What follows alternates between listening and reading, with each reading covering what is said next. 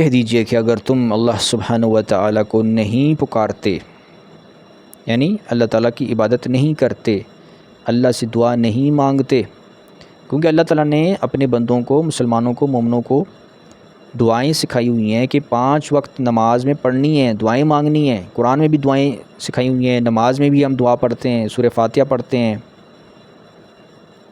تو اللہ تعالیٰ فرماتا ہے کہ جو دعائیں نہیں مانگتا، جو اللہ کی عبادت نہیں کرتا، جو دعا مانگنے سے کیا مطلب ہے، یعنی جو اللہ تعالیٰ کی عبادت نہیں کرتا،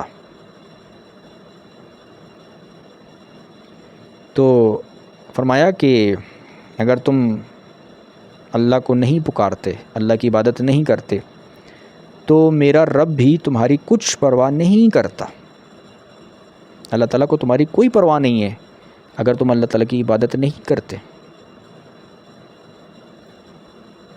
اللہ تعالیٰ کو ان لوگوں کی پرواہ ہے جو اللہ تعالیٰ کی عبادت کرنے والے لوگ ہیں، انہیں اللہ تعالیٰ جنت میں داخل فرمائے گا، اور جو اللہ تعالیٰ کی عبادت نہیں کرتے، اللہ تعالیٰ کو ان کی پرواہ نہیں ہے، وہ تو سیدھا جہنم میں جائیں گے، ان کے لیے کوئی بخشش نہیں ہے۔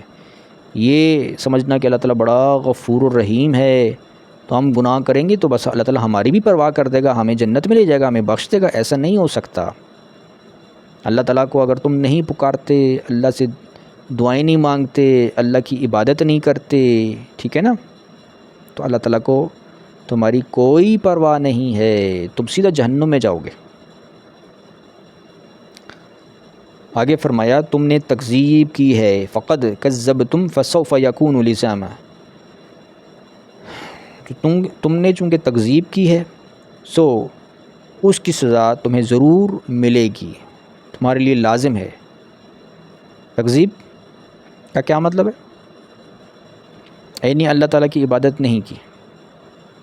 تکذیب کا مطلب صرف یہ نہیں ہے کہ آپ کو اسلام کی تبلیغ کی جائے تو آپ نے انکار کر دیا، وہ بھی تکذیب ہے۔ اور تکذیب یہ بھی ہے کہ آپ ہو تو مسلمان لیکن آپ اللہ تعالیٰ کی نافرمانی کر رہے ہو، نمازیں نہیں پڑھ رہے، اللہ کے احکامات پر نہیں چل رہے، برائیوں سے، گناہوں سے، بدنظری سے، فحاشی سے نہیں بچ رہے، تو یہ بھی تکذیب ہے۔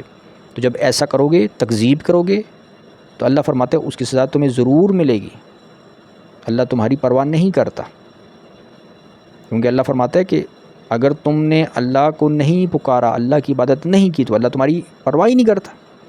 اللہ کی عبادت کرو گے نا، برے کاموں سے، برائیوں سے، گناہوں سے بچ کے رہو گے، تو اللہ تمہاری پرواہ کرے گا اور تمہیں جنت میں لے جائے گا، اور تمہیں کوئی سزا نہیں ملے گی، کوئی جہنم نہیں ملے گا، کیونکہ تم نے تو اللہ کی نافرمانی ہی نہیں کی۔ یہ معاملہ ہے۔